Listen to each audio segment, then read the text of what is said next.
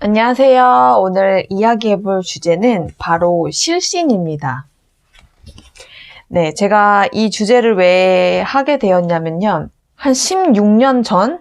그쯤에 처음 이런 증상을 비슷하게 겪었는데 그때는 이게 뭔지 잘 몰라서 저는 그게 공황장애인 줄 알았어요. 그런데 아니다라는 거를 깨닫고 더 알아보다가 실신 전조 증상이라는 거를 깨닫게 됐고, 가끔씩 네이버 지식인에 보면 저와 같은 증상을 느끼신 분 계신가요? 이러면서 이제 제가 느꼈던 그 증상이랑 되게 비슷한 증상을 많은 분들이 겪고 계셨더라고요. 그래서 조금이나마 도움이 됐으면 하는 마음으로 내용을 시작해 보도록 하겠습니다. 제가 겪었던 증상들이 여태까지 살면서 한 5번 이상 겪은 것 같은데, 그때마다 실신을 한 건 아니었고, 지금 알아보니까 실신의 전 단계였다고 생각이 듭니다. 먼저 실신이란 무엇인가 간단하게 설명을 해드릴게요. 실신은 뇌에 가는 혈액 감소에 의해서 촉발이 된다 그래요.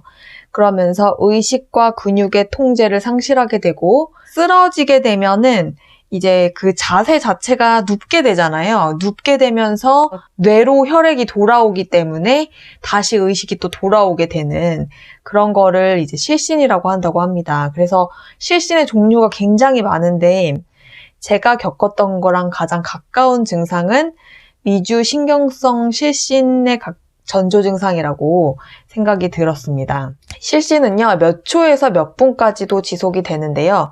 어디에 해당되는지 한번 보시면 좋을 것 같아요. 실신의 그 원인으로는 격렬한 통증, 그 다음에 저혈당, 그리고 혈압의 변화, 그리고 감정적인 어떤 그 반응으로서의 실신. 그러니까 너무 충격받았거나, 왜 저희가 드라마에서나 볼 때 충격적인 사건을 겪으면은 이렇게 좀 쓰러지는 장면이 나오잖아요. 그런 식으로 감정적인 반응, 그리고 혈압이나 심장 박동수가 떨어지는 경험을 하게 되면 갑자기 기절할 수 있다고 하네요. 조금 더 자세히 살펴보면요.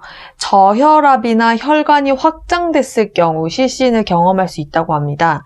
저혈압과 혈관 확장은 같은 말이라고도 볼 수 있는데요. 저혈압은 혈관의 압력이 낮아졌다.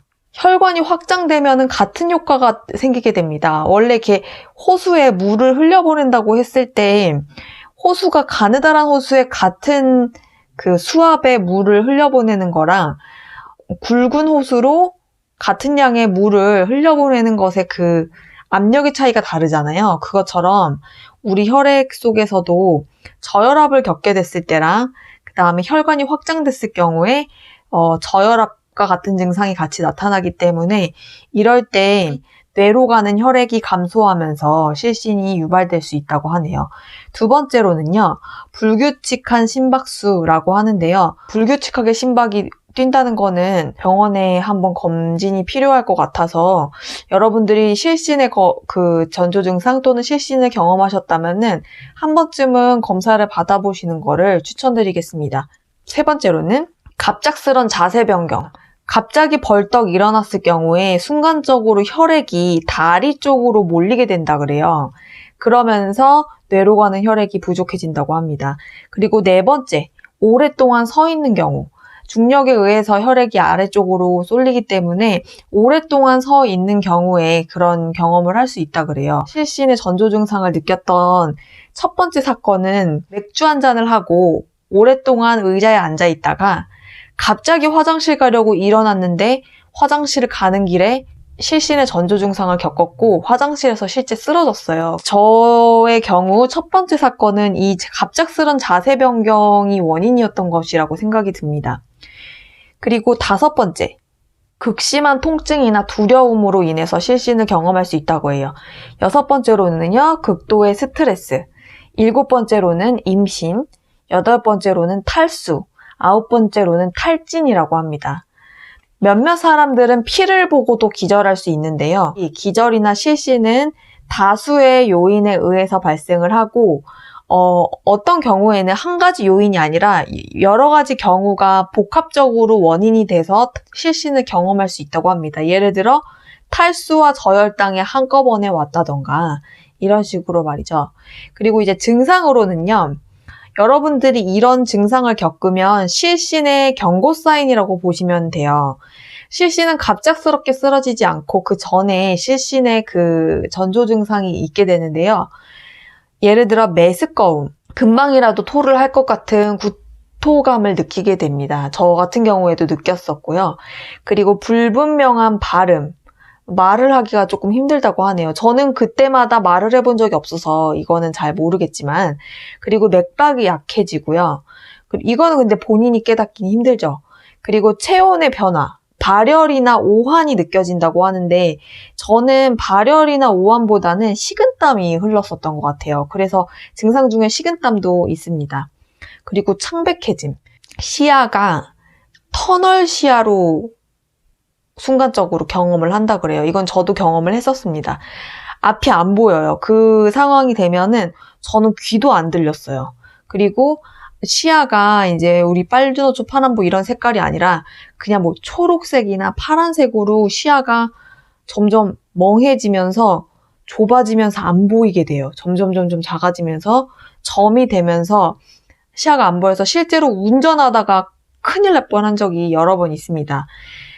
운전하다가 그렇게 겪으면 빨리 비상 깜빡이를 켜고 갓길에 정차를 해주셔야지 돼요. 저도 만약에 더 운전을 했으면 진짜 큰일 날 수 있었을 만큼 그래서 갓길에 정차하고 의자를 뒤로 젖히고 누워서 회복을 했던 경험이 생각이 나네요. 그래서 시야가 점이나 터널 시야로 바뀌게 되고 소리가 멀리서 들리는 경험이 있다 그래요. 그래서 제가 귀가 안 들린다 그랬잖아요. 그 같은 증상인 것 같네요. 그리고 어지러움과 현기증, 그리고 저는 그 공간이 움직이는 느낌, 여기에도 써져 있어요. 증상 중에 공간이 움직이는 느낌이라고 되어 있는데 어지러움과 현기증과 비슷한데 굉장히 어지럽기 때문에 땅이 디스코팡팡처럼 땅이 움직이는 느낌, 그래서 걷기가 힘든 그런 상황을 경험을 했었습니다. 그리고 저림과 마비가 있다고 하는데 저는 얼굴에 저림과 마비를 경험을 했었고, 그리고 심장이 빨리 뛰고 불안정한 떨림, 그리고 두통이 동반을 한다 그래요. 그래서 실신은 미리 경고 사인이나 증상을 보이기 때문에 이럴 경우 재빨리 본인이 실신에 직전에 왔다라는 거를 깨달으셔야지 된다라는 생각이 들고요. 만약에 경고 사인이 오면 어떻게 해야 하냐? 하던 걸 멈추고 앉거나 누워서 다리를 머리보다 높이 들어 올리는 것이 도움이 됩니다. 왜냐하면 뇌로 피를 공급해줘야지 되기 때문인데요. 장소가 여의치 않다면 저처럼 운전하고 있었을 때라든지 저는 주로 지하철이나 아니면 대중교통 이용할 때 이런 경험이 많아서 좀 이렇게 누워서 다리를 들어 올리기 힘든 상황이라고 하면은 최대한 좀 머리를 낮추는 자세, 그러니까 거의 앉아서 기대거나 앉은 상태에서 머리를 다리 사이로 내리는 것도 효과적이라고 해요. 최대한 머리 쪽으로 혈액을 보낸다는 생각을 하셔야지 실신으로 가는 걸 막을 수 있다고 합니다. 그리고 또 중요한 점은 실제로 노력을 했는데도 실신을 하게 될 수 있는데 그럴 때 기절하면서 머리를 부딪히거나 다치게 되는 것도 막을 수 있기 때문에 무조건 이 전조 증상이 오게 되면 뭐든 하던 걸 멈추고 앉거나 눕는 자세를 취해주시면 좋겠습니다. 실신을 어떻게 예방하는지, 일단은 왜 실신하는지를 알고 원인을 제거하라고 하네요. 사람마다 촉발되는 트리거가 다르기 때문에 저 같은 경우는 언제 이걸 경험하냐면요. 공복 상태에서 보통은 일어났거나 아니면은 가볍게 술을 한 잔 마시고 대중교통 타서 서 있었을 경우, 도중에 내려서 택시 타고 귀가한 적이 여러 번 되거든요. 그래서 제가 차를 운전하는 이유도 저는 가까운 거리도 웬만하면 대중교통보다는 차를 이용해요. 이 경험이 너무 무서웠기 때문에 술을 마시고 지하철 타고 서서 귀가하는 중에는 뇌로 가는 혈액이 좀 힘든가 봐요. 그래서 이런 걸 겪지 않았나. 그래서 저는 술 마시고 대중교통 타는 일을 피하고 있습니다. 네. 여러분들도 이런 식으로 본인이 왜 이런 증상을 겪는지를 잘 관찰을 하셨다가 그거를 피하면 될 것 같아요.